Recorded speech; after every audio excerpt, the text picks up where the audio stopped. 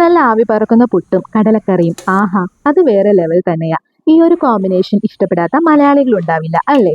അപ്പോൾ ആദ്യം പുട്ടിനായിട്ട് പുട്ടുപൊടി എടുത്തിട്ടുണ്ട്. അതൊരു പാത്രത്തിൽ പൊട്ടിച്ചിട്ടിട്ട് കുറച്ച് വെള്ളം എടുത്തിട്ട് അതിൽ ആവശ്യത്തിന് ഉപ്പിട്ടിട്ട് നമുക്ക് പൊടിയിലേക്ക് ഒഴിച്ച് കുറച്ച് നേരം മിക്സ് ആക്കി വെക്കാം കേട്ടോ. കടലക്കറിക്ക് വേണ്ടിയിട്ട് ഒരു ചട്ടി ചൂടാക്കിയിട്ടുണ്ട്.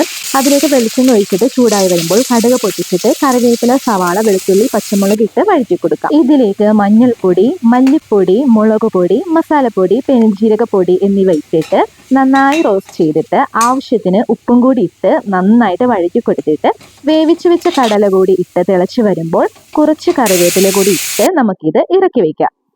ഇനി പുട്ടിന്റെ കാര്യം നോക്കാം. നമ്മൾ മിക്സാക്കി വെച്ച പൊടി നന്നായി കുഴച്ചെടുത്തിട്ട് കുറ്റിയിലോട്ട് തേങ്ങ ചിരകിയതും പൊടിയും കൂടി നിറച്ചിട്ട് ആവി കയറ്റി എടുത്തിട്ടുണ്ടെങ്കിൽ നമ്മുടെ പുട്ടുകൂടി റെഡി ആയിട്ടുണ്ട്. നല്ല ചൂടോടെ ഇത് പ്ലേറ്റിലോട്ട് വിളമ്പി ഇതിന് മേലെ കുറച്ച് ചാറൊക്കെ ഒഴിച്ചിട്ട് കഴിക്കണം. നല്ല അടിപൊളി ടേസ്റ്റാണ് കേട്ടോ.